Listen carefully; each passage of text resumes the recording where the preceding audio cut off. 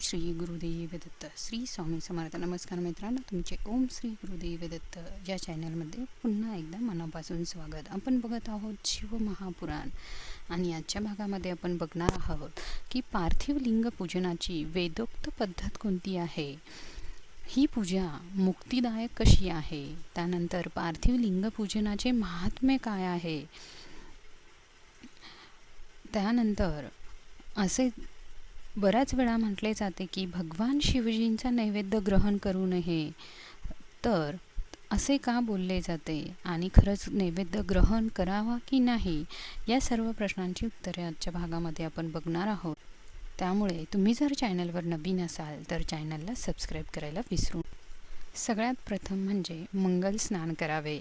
संध्या केल्यावर ब्रह्मयज्ञ करावा. ब्रह्मयज्ञ म्हणजे काय ते आपण मागच्या व्हिडिओमध्ये आपण बघितले. त्यानंतर ऋषी मुनी आणि पितरांसाठी तर्पण करावे. भगवान शंकराचे स्मरण करून भस्म व रुद्राक्ष धारण करावे. नंतर शांत मनाने पार्थिव लिंगाची भावपूर्ण पूजा करावी. पार्थिव लिंग कसे असावे हे देखील आपण मागच्या भागामध्ये बघितले आहे. नदीकाठी, पर्वतावर, वनामध्ये, शिवालयामध्ये कोणत्याही ठिकाणी तुम्ही पूजा करू शकतात. मातीच्या गोळ्याचा आकार देऊन लिंग तयार करावे. सर्वात प्रथम ओम नमः शिवाय या मंत्राचा जप करून पूजा सामग्रीवर प्रोक्षण करून ती शुद्ध करून घ्यावी. भुरारी मंत्राने क्षेत्रसिद्धी करावा. आपोत्स्मान या मंत्राने जलाचा संस्कार करावा. नमः शंभनाम या मंत्राने क्षेत्रशुद्धी करून पंचामृताने प्रोक्षण करावे. त्यानंतर नमस्तुते नीलग्रीवाय या मंत्राने शिवलिंगाची प्रतिष्ठापना ही करावी. एतदत्त रुद्रांस या मंत्राने शिवजींना आसन द्यावे. नामोह महांतम मंत्राने आवाहन करावे. या ते रुद्र या मंत्राने शिवजींना आसनावर बसावे. यामीशी या मंत्राने शिवजींच्या अंगावर न्यास करावा.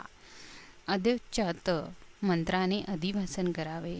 असो यस्तांभ्रो मंत्राने शिवलिंगात इष्टदेवता शिवजींचा न्यास करावा. देवाच्या समीप जावे. पाद्य स्नान समर्पित करावे. रुद्र गायत्रीने अर्घ्य द्यावे. महामृत्युंजय मंत्राने आचमनीय द्यावे. दुधाने स्नान घालावे. दह्याने स्नान घालावे. साजूक तुपाने स्नान घालावे. साखरेने व पंचामृताने स्नान घालावे. त्यानंतर करदोरा अर्पण करावा.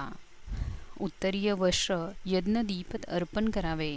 पांढरे गंध लावावे. अक्षता वाहाव्यात. फूल अर्पण करावे. धूप लावावा.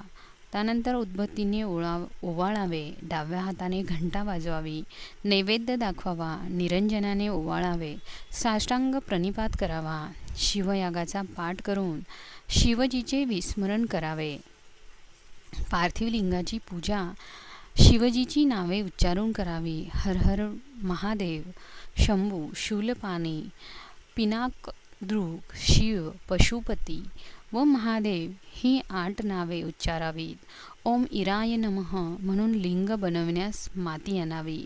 ओम महेश्वराय नमः या मंत्राने लिंग तयार करण्यास सुरुवात करावी. ओम शंभवे नमः या मंत्राने प्रतिष्ठापना करावी. ओम शूलपानवे नमः या मंत्राने आवाहन करावे. ओम पिनाकदृश नमः या मंत्राने स्नान घालावे. ओम नमः शिवाय नमः या मंत्राने पूजा करावी. ओम पशुपताय नमः या मंत्राने क्षमा याचना करावी. तर ओम महादेवाय नमः या मंत्राने शिवजीचे विसर्जन करावे. शिवजीची प्रतिमा डोळ्यासमोर आणावी. अनेक स्तोत्रांनी त्यांचे स्तवन करावे. शिवजी, तुम्हाला पूर्ण शरण आलो आहे. माझ्यावर कृपा करा व माझे रक्षण करा. ओंजळीतील फुले व अक्षदा शिवांना अर्पण करा. त्यांना साष्टांग नमस्कार घाला. शिवस्तुती आणि पुन्हा नम्र भावाने वंदन करून साष्टांग प्रणिपात करा.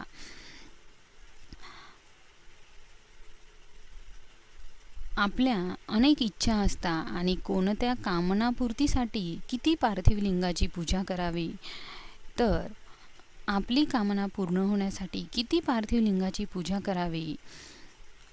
विद्यार्थ्यांनी 1000 लिंगाची पूजा करावी.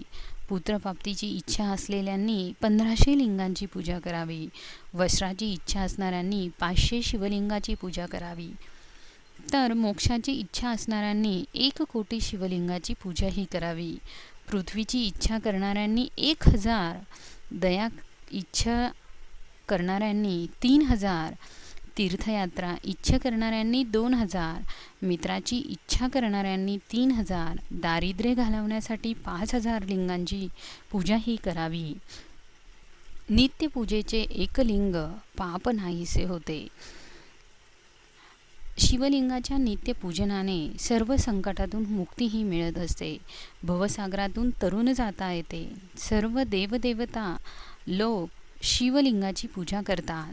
शिवलिंगाबरोबर पृथ्वी, जल, अग्नी, वायू, आकाश, सूर्य, चंद्र आणि यजमान या त्यांच्या 8 मूर्ती पूजनीय आहे. त्यांच्या समवेत सर्व भव, रुद्र, उग्र, भीम, ईश्वर, महादेव आणि पशुपती या मूर्तीचे पूजन करावे. त्यानंतर शिवजीच्या परिवाराचे पूजन करावे. ईशान, नंदी, चंड, महाकाल, भृंगी, ऋषस्कंद, कर्पितेश्वर, सोम, शुक्र या क्रमाने चंदन, अक्षदा आणि बिल्वपत्र वाहून पूजन करावे.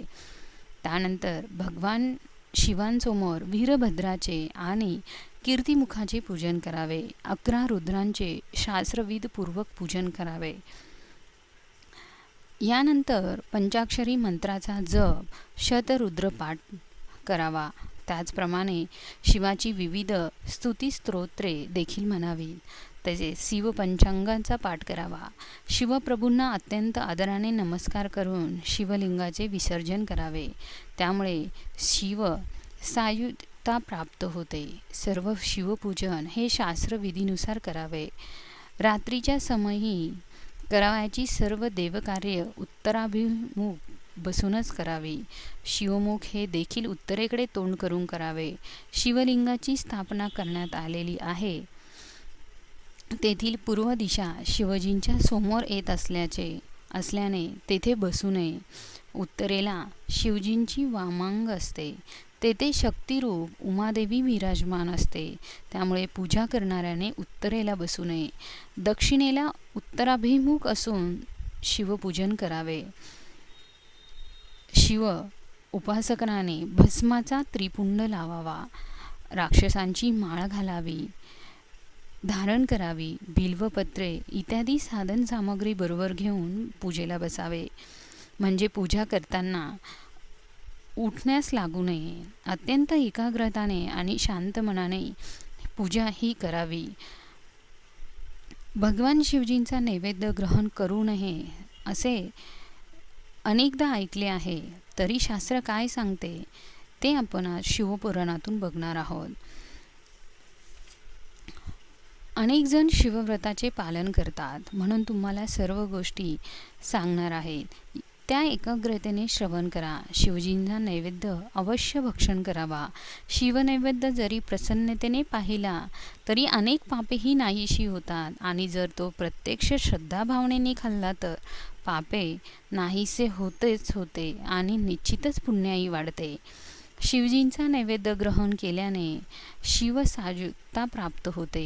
ज्या घरामध्ये शिवजींना नित्य नैवेद्य दाखवला जातो ते घर अत्यंत पवित्र बनते. शिवजींचे स्मरण करून नैवेद्य ग्रहण करावा. जो मनुष्य शिवजींना नैवेद्य अग्राह्य मानतो, खात नाही, तो महापातकी समजला जातो. ज्यांनी परमश्रद्धेने शिवदीक्षा घेतली आहे अशा शिवभक्तीसाठी हा नैवेद्य जणू काही महाप्रसादच असतो. ज्यांनी अन्य देवतेच्या उपासनेची दीक्षा घेतलेली आहे आणि त्यांना शिवभक्ती ही प्रिय आहे त्या सर्व भक्तांना शाळीग्राम लिंग, रसलिंग, केशरलिंग, स्फटिकालिंग, रत्नलिंग या सर्वांमध्ये आणि सर्व ज्योतिर्लिंगांमध्ये विराजमान असलेल्या भगवान शिवलिंगाच्या नैवेद्याचा लाभ झाला. तर तो नैवेद्य ग्रहण केल्यामुळे त्यांना चंद्रयान व्रता एवढे पुण्यफळ हे प्राप्त झाले. जो मनुष्य शिवलिंगाला शास्त्रविधीपूर्वक स्नान घालतो आणि स्नानाच्या जलाने 3 वेळा आचमन करतो, त्याची कायिक, वाचिक आणि मानसिक अशी त्रिविध पापे ताबडतोब नाहीसी होतात. बिल्ववृक्ष महादेवाचेच रूप आहे. देवतांनी देखील त्याची स्तुती केलेली आहे. सर्व लोकांमध्ये एवढी प्रसिद्ध पुण्यतीर्थ मानली आहेत. ती बेलाच्या मुळामध्ये सूक्ष्म रूपाने निवास करतात. जो पुण्यवान मनुष्य बेलाच्या मुळाशी लिंगस्वरूप अविनाशी महादेवाचे पूजन करतो, तो निश्चितच शिवपदाला प्राप्त होतो. जो बिल्ववृक्षाखाली आपल्या मस्तकावर जलाचे सिंचन करतो, त्याला तीर्थांमध्ये स्नान केल्याचे पुण्य प्राप्त होते. जो गंध आणि फुलांनी बिल्व मुळाचे पूजन करतो, त्याला सुख, शांती, संतती प्राप्त होते. बिल्वमुळाशी दीप प्रज्वलित करावा. बिल्ववृक्षाखाली जो शिवभक्ताला भक्तिभावनेने भोजन देतो, त्याला अनेक प्रकारचे पुण्यफळ हे लाभते. पूजेनंतर शिवलिंग बंद पेटीत ठेवून घरात शुद्ध स्थानी हे ठेवावे. मित्रांनो, पुढील भागांमध्ये आपण शिवनामाचा महिमा, त्याचप्रमाणे भस्म धारण करण्याचा विधी आणि रुद्राक्ष महिमा बघणार आहोत. त्यासाठी चॅनलला सबस्क्राईब करा. धन्यवाद.